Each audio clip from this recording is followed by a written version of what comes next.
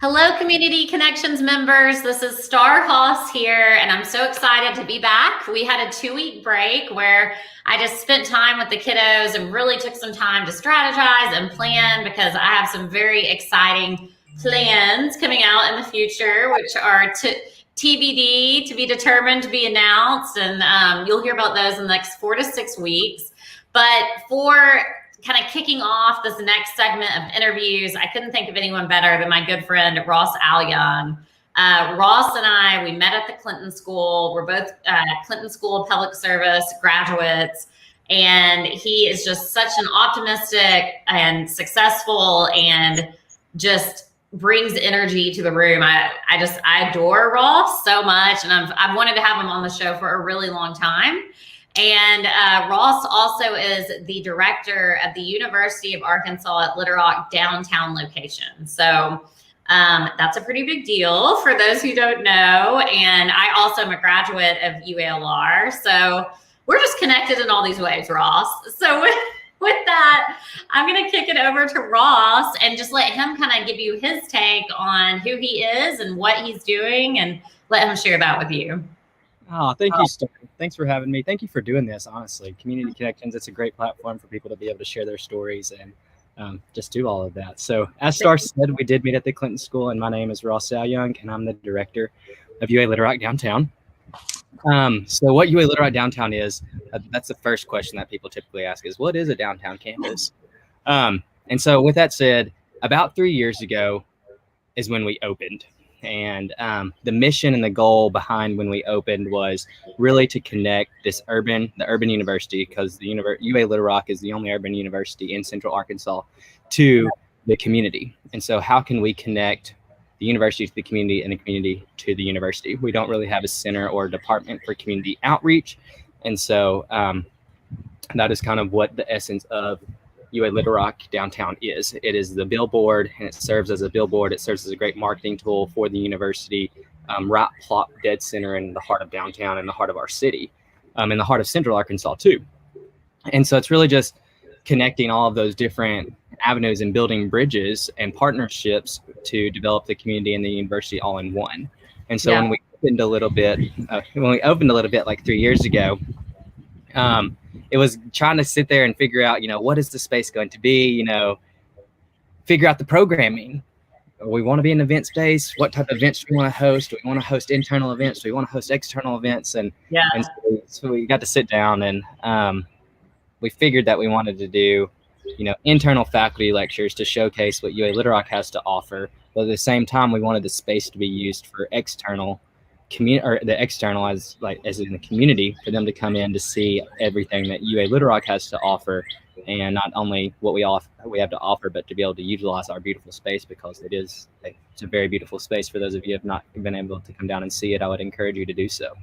I was just going to say, the space is gorgeous. Like, I remember, and a lot of you know this, but I'm a downtowner. So, and my activism started in just activism for downtown Little Rock and growing it. And I would walk by your space, and I was super curious as to what was going in there. And it was so exciting to hear that it was UA Little Rock Downtown, because I do think it was like so inventive and forward thinking of the university to like see that need and branch out to downtown Little Rock. So Ross has done just like an excellent job of like having the internal and the external programs, like you were mentioning. And there's always, every time I walk by, I like look in the window, to see what's going on, because there's always something really neat. And you have like fabulous speakers and just wonderful people coming in all the time.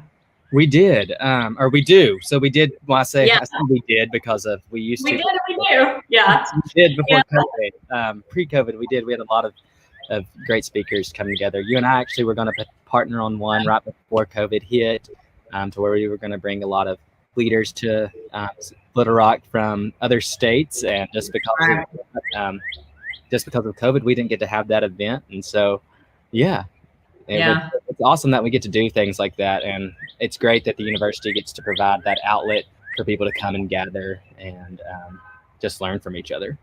Yeah. Well, you've done such a good job. Well, so I've shared, Ross and I are pretty good friends, and normally we're at Nexus every morning together. With COVID, I haven't been there quite as much, like I wish I could be.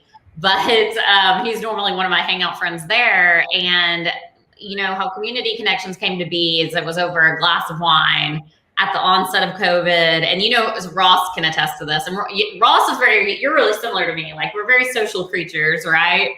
And I was like, I'm going to start this group because I have to socialize and I can't, you know, I was losing my mind at home.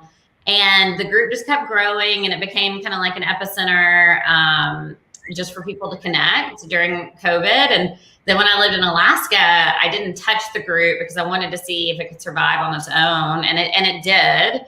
And so then I came back to Arkansas and I've recently rebranded the group. And so now it's Power Connecting with Starre Haas. And, you know, we're still dealing with the fact that we're in a pandemic, but it's 2021 and it's a little more optimistic. And at the very least, we are seeing like the redefining of work life and family life, because that's just what's going to happen from all this. So with that mindset in mind, we used to talk just about how we are pivoting during COVID-19. Now we're talking about how are you positively pivoting in 2021, you know, through the use of networking and leadership and pursuing like your why and your passion. And so I know that's a lot there, Ross, but like, how did you positively pivot, you know, during COVID-19? What did that look like for you? Can you tell us a little bit about that? Yeah, so I'm going to speak about on this aspect for me personally. Yeah. My job. So personally, I'm just like, as you said, I'm an ENFJ on the Myers-Briggs. I'm an extrovert. I'm all over the place. Any event in Little Rock, I'm there. So when the COVID pandemic hit, it was a drastic change of my lifestyle and how I operated and I ran my everyday life. And so the way in which I positively pivoted, I would say, was sticking to a routine. Yeah. I like that. Yeah. I made sure to stick to my routine every single day about waking up at a certain time, going to bed at a certain time, and pretty much doing what I thought I would normally be doing pre-COVID. And to say more positive, I've just been spending a lot of time outdoors. I'm outside right now. I think the sunlight is just a good place to be. Just to pivot more, I would say get outside. Yeah, like, I mean, we were in Alaska doing the same thing. If I got stressed, I go for a walk. And I think a lot of people have done that. So I love that. I love that pivot. So here's a fun question, and I love the answers we get. So one question I ask is, if you could talk to your younger self today, what advice would you give yourself? It would probably be that you have no idea what life would throw at you. I mean, come on. Like, really? When I was 16, who would have ever in a million years said that I would have been a director of a higher education department? I didn't even know that existed. Like, you know, like at 14 and 13, when you ask yourself, oh, what do you want to be when you grow up? No one sits there and says a director of a higher education department at a university. Like, that's just not something that no one says. And so it would definitely be like, keep your cool. You have no idea what life is going to throw at you. Life has a ton of curveballs, and swing at every single one of them. Yeah. I love that. Great advice. And then another very popular question is, what is your favorite resource that you use for like inspiration, motivation? A lot of people share books or podcasts or whatever. So what is that for you? So I've really been diving deep into like my spiritual and faith journey. And so I'm on that route right now. And so where I'm finding a lot of resources and like inspiration is through the Evolving Faith podcast and reading a lot of the late Rachel Held Evans. And so I'm a really big fan of Evolving Faith podcast. The late Rachel Held Evans, her books, Sarah Bessey's books, Jeff Chew's books. Those three people, phenomenal. Bryn Brown, I mean, can't forget her. So mobility, you know. So Rachel Held Evans, Sarah Bessey, and Jeff Chew, I would say, are my 4 sources of inspiration. I love it. Thank you so much for sharing that. I'm gonna have to check some of that out because I've been on the faith spiritual journey as well, and I've talked to a lot of people who are. I think a pandemic brings that out in people. It's like, what do I believe? What am I thinking? And yeah, so I'm gonna check out your resources for I sure. would love for you to come get lost in the wilderness with us, because that's like the thing, is come get lost in the wilderness. Yeah, totally. That'd be awesome. So we kind of talked about how you positively pivoted at the onset of COVID. So I really wanted to differentiate between 2020 and 2021. So if you were kind of to add to how are you pivoting during 2021, whether it's like you as Ross or you as director of UA Downtown Little Rock, what is the difference that you're seeing given that it is a new year and it is a new year of the pandemic as far as pivoting? I would say now that hybrid events are going to be a normal thing. Yeah. Hybrid events to where you can choose if you want to come in person or not, and if you don't want to come in person, there's always going to be that avenue to watch it from home. And I do not think that's going to be an aspect moving forward. And so in 2020, I don't think that we really had that conversation. I really think that it was, this is temporary. We are going to just virtual. We'll have a Zoom event. Well, now I think Zoom's going to be a part of every aspect. Because you and I were both in the event world, and it was just done. Yeah. And so now I think that bringing that back, I don't think that's ever really going to leave.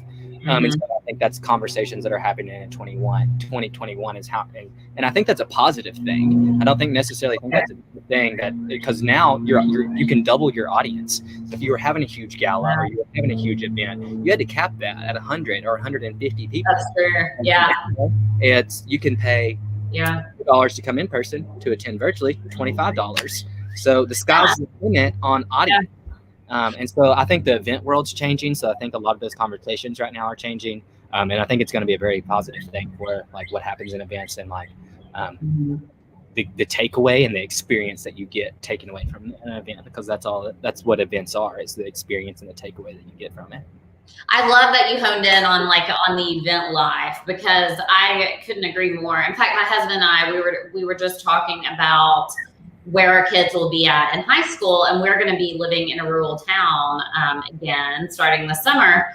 And I was like, well, we kind of want them at a bigger school most likely for high school. We're like, by then everything could be virtual, it could be completely different. And I think for those in the event world, and even if you're not, you will see the effects of what you're saying, and just the accessibility. And then you've seen people, honestly, I hate to use me as an example, but I didn't know how to do any of this. I didn't know how to do StreamYard or anything like that. And so you're seeing people have to learn these tools to kind of meet this moment in history, which is really quite effective, and, really kind of helps out with family work-life balance, I think, in the end as well. So yeah, that's an excellent point. Awesome.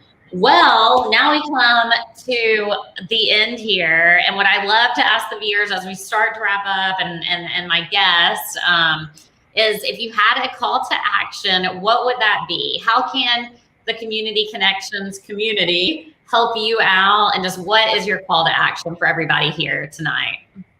Well, as an ENFJ and an extrovert, I would love to see you all in person. And so my call to action would be to encourage you all to go get the COVID vaccination if you want, or if you want to do that. So yeah, I'd love to see you. I love it. Yes, State Representative Denise Innett was on here. She said the same thing. I got my last shot last week. Woo! So I'm done. So, well, thank you so much, Ross. You're an inspiration to so many of us. Like I said, just all the incredible work that you do to advocate for downtown Little Rock. Me as a downtown resident, it means so much to me. And I'm so excited to see your events pivoting and taking off, and just keep us in the loop and let us know, how we can contribute moving forward. And thank you for being here. Aw, thank you so much, Darn. Again, I'm just going to close with, this is awesome that you're doing this and you're providing this outlet and this space for everyone to come and gather and, do all that. So kudos to you too. And so thanks for Thank you so much. Well, I'm loving the new outdoor space. So I want to be where you're at. Come over. I will. Yeah, I might be over there. Okay. Thank you time and keep us in the loop. I know you're going to do amazing things this year, and I can't wait to hear about it. All righty, I will. See y'all. All right. Bye, Ross. Thank you so much.